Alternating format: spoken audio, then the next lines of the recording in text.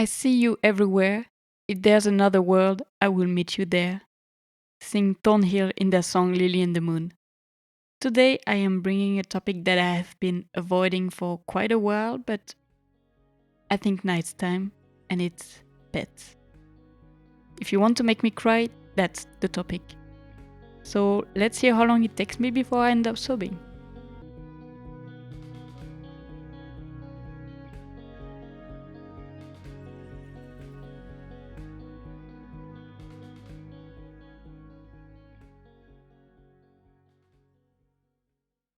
Usually I prepare quite a lot my episodes because I write the notes that I want to say to make sure that I don't forget anything. But every time I have tried to do this for an episode about pets, and I have tried at least 3 or 4 times, I actually ended up crying, so I just stopped. So today I'm just raw dogging this episode and see where it leads us because otherwise I would just never make it. First of all, I'm gonna talk about the choice of the song. There are actually quite a few songs that talk about it, and the first one that comes to my mind is one from Hot Mulligan, which is called Betty. It has the most to the point lyrics, like it's very obvious. They are talking about a pet, a dog, a cat. I don't know exactly, I haven't checked. And there is also Touche Amore Reminders, which is actually this one was not written or made for pets, but I read that when they wanted to do the music video, they asked their fans and friends and family to send them reminders of all the love they have, as they say in the lyrics. And at least I think most of half of the people sent videos with their pets. I don't cry a lot, and even in my therapy sessions, I don't really cry. And I've been saying for a while that my therapist is just trying to make me cry. And once I was telling him this story about this Touche Amore music video, and I just ended up sobbing like I've never sobbed in front of him. So I talked about way deeper topics, and in the end, this is what I ended up crying about. So yeah, I could have talked about this song, but I already have episodes with Touche Amore and Hot Mulligan songs, and I've never written an episode about a song from Thornhill. And I really like this band, so I just thought, why not? And I checked a bit the meaning of this song before I knew what it was exactly about, and this is where I read that their song, so it's called Lily and the Moon, and Lily was or is actually, I don't know if Lily is still here. So Lily was or is the dog of the vocalist, I think, and that he used to watch the moon with her, and so this is why Lily and the Moon, and that he wrote this song for it to be very general so that people can relate to it, whether it's for an animal, for someone they love. But I take it very literally because I've always lived with pets, and thinking about the ones who are not here anymore is still pretty hard, even though it's been a very long time. In French, we have a term for them, which is sorrow creatures, because we live with them for, I don't know, I think the average would be like 10 years. And when they leave, it just leaves so much sorrow, and it's an actual grief. And it's just compared to the joy and laughter they bring, I don't know if it's just as equal, but yeah, in the end, it's a lot of sorrow, but I think it's worth it. So, coming back to the pets I had in the past, when I was born, my parents had a cat. He was called Gizmo, and it was a black and white cat. I think he was around maybe 2 years old when I was born. So, this is the first pet I grew up with. Then he was at my grandparents because they had a big garden. So, it was just easier, and I would go to them every 2 weekends. He only had 3 legs, not all of his life, but from as far as I remember, because he got caught in a fox trap, or I want to say a bear trap, but it was mostly for foxes. And I think I remember when my dad told me about that, but I was so young. Yeah, for me, I've just always seen him with 3 legs, and he was the best cat. The closest memories I have with him was when he was getting older, but I actually don't remember seeing his health turning bad or anything. And just one day, I see from the window that my dad is coming to my mom. He didn't even call, or at least not me. And I kind of knew that something was up. I was in middle school, so I was maybe 12, 13 years old. And yeah, he didn't need to say much. He just told me, it's Gizmo. And I knew immediately. And that was my first grief experience at all, I think. I don't remember if my grandfather on my mom's side passed away before or after. But for animals, definitely this is the first. And it really felt like losing, I think, just a very close friend.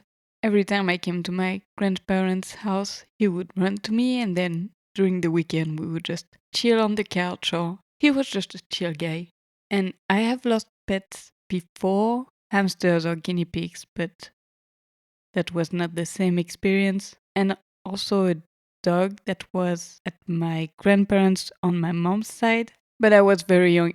I remember the day when she was gone, but I actually didn't really realize it. I don't even know if my grandmother or mom, I don't remember who was here, told me exactly what happened, or if she just, when they say they went to a farm for animals or something like that, I don't know, but I didn't really realize it. But yeah, I was very, very young. I was around 5 years old, I guess. The second pet I have and I have lost was a dog, also black and white since it was a Dalmatian. Actually, his spots were brown, so brown and white. His name was Lucky, and I think we got him when I was around 5 years old. So it was the dog at my mom's. And I think I am the one who decided that he would be named Lucky because that's the name of the dog in the movie. Is it called also 101 Dalmatians in English? The Disney movie with Cruella de Vil and the Dalmatians. So there is one dog who almost doesn't make it and in the end survives, and they call him Lucky. And so, yeah, this is why I called Lucky my Dalmatian Lucky. And so this is the pet that I really grew up with. And he was in my life from me being 5 years old until I was maybe 17, 18. And Lucky, I think I considered him a bit like a brother because we were both raised by my mom. He's not really a dog that I raised, that I trained or anything. And we would just play a lot together. So yeah, this dog, I think I considered him a bit like a brother. And I'm an only child. So this way I was also not so alone. And unlike Gizmo, for Lucky, I could see his health getting worse and worse. And at that time I was still living with my mom, but going to my dad's every 2 weekends. So every Friday night I will, or every 2 Friday night, I would leave to go to my dad. And on one specific Friday night, I remember saying an extra long goodbye to Lucky because I felt like it might be the last one. So not just one goodbye and a pat on the head, but lying with him on the bed and just enjoying what I thought and maybe even knew were my last moments with him.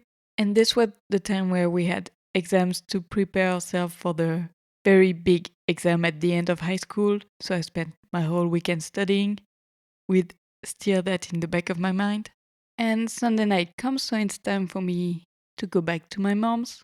And when I open the door, I just see that Lucky is not here to greet me. And same as for Gizmo, my mom didn't need to tell me anything.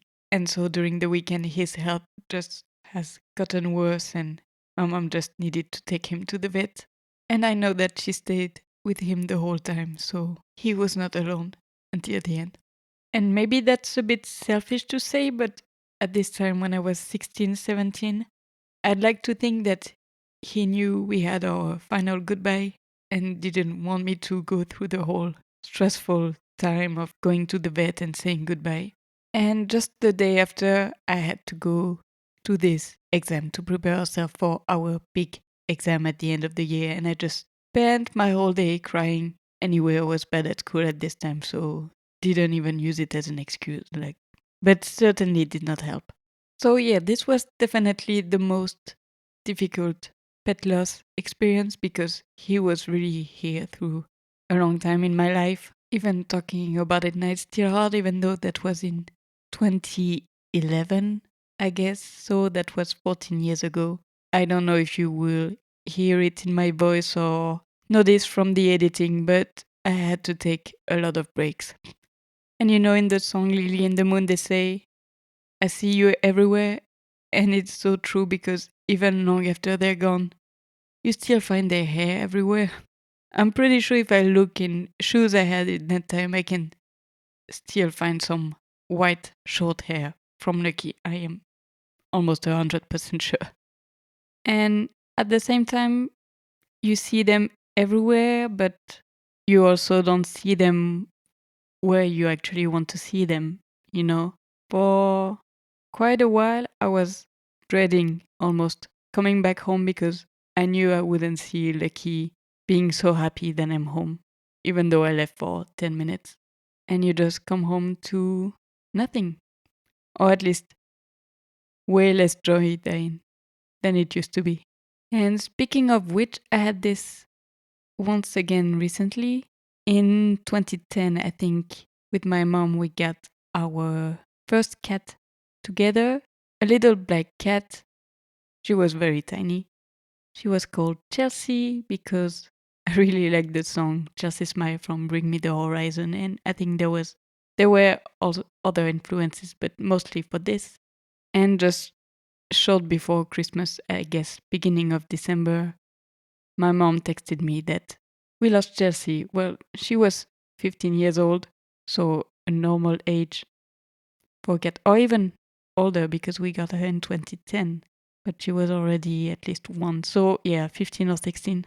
And I once again dreaded the moment of coming back home, going to see my mom, and not having Chelsea to say hello, and not in the way a dog would do, but she was a very cuddly cat, always asking to be petted and purring so strongly.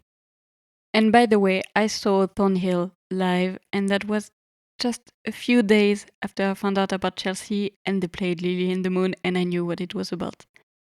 And it was just so hard to not cry. I think I did a little bit, but it just resonated a lot, and the timing was just, I don't know if I should say perfect or the worst, but it just happened at that time. And now I have my two babies at home who are 3 years old. They're called, I've talked about them before. I don't know if I've said their names. They're called Arnie and Ronnie. Arnie for Arnold Schwarzenegger and Ronnie for Ronnie Coleman. So two bodybuilders. And yeah, now they are my babies. I don't see them like I used to see Lucky, for example, but really like my babies because we raise them with my boyfriend. We give them food and we make sure that they have everything they need to be well. And I know that even when they will be senior cats, they will still be my babies, just senior babies. And I am actually really scared of the moment where we will lose them. And I think this is very specific to a lot of pet owners to cry the loss of their animals, even though they're still healthy and thriving. So, yeah, this is my story about pets. Now, in movies, in movies or TV shows, I cannot watch when a pet dies or an animal in general. I am way more sensitive to it than when a human dies. Sometimes I can also cry for it, but pets or animals, 100% sure I will. There are some movies I know the dog dies in the end or something, I will never watch it. Even though it looks like a good movie, I don't know, I don't care, I will never watch it. I remember that I forgot to mention one song in the beginning who also tackles this topic, which is Whispers of Your Death by Counterparts. And this is always very emotional to listen to it. Even on social media, anything related to pets, videos of senior dogs or whatever, I cry. Recently, or I think it has been already 6 months or maybe something like that, there is an account that I follow on Instagram called Juniper Fox. So it's a woman who shelters different animals. She has foxes, she has raccoons, and I've been following this account for I think 7 years. And since the beginning, she had this big dog called Moose. And in the end, every time she posted about him, I was worried. And one day, it was finally the final post about Moose. And during our 4 years together, my boyfriend didn't see me cry so much. I think maybe less than 10 times. And this was one of the times. And I was crying really, really hard. And I had to explain to him, this dog, who I've never met, just died. And I am heartbroken. But at the same time, yeah, I've followed this dog for 7 years, and I could see in the comments that everyone was just as heartbroken as I was. And I think we could also all relate to our own pets and realize when their time will happen. But for now, I just want to focus on all the joy they bring, like the amount of time I just love watching them live their lives and being stupid or being so smart it's weird or whatever. And just all the love they bring that is very pure, just as long as you give them love, they will give you love in return. Not in the same way, my two cats are very different. But yeah, this is just pure unconditional love, and they're just like family. Thank you for listening to this episode. This one was hard to record. Now I can see that I have 41 minutes of recording, and I think half of them are me crying, but luckily for you, I won't put it in the final edit. I'm pretty sure a lot of us can relate to it. And if you want, you are always welcome to send me pictures or stories of your pets. I always love them. I'm sorry, maybe the structure of this episode was maybe not as well constructed as the other one. I don't know, but yeah, I really just raw dogged it. Otherwise, I could have never recorded.